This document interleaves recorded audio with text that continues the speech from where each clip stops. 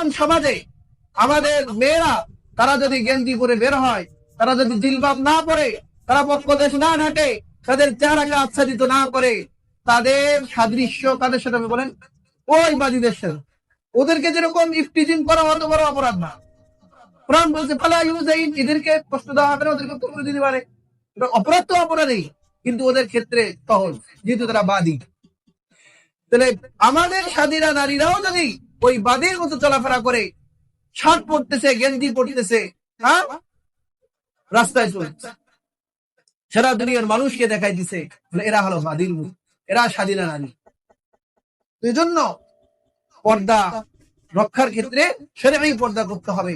পর্দার বোরকা পড়ছে, কিন্তু হাতে মেহেদি দিয়ে, হ্যাঁ, সুন্দর করে বের হয়েছে রাস্তা, বুড়া মানুষকে দেখাইতেছে। এটা কোন জাতের পর্দা হইলো? শরীয়তে জায়েজ আছে, এইটা জায়েজ বলবে?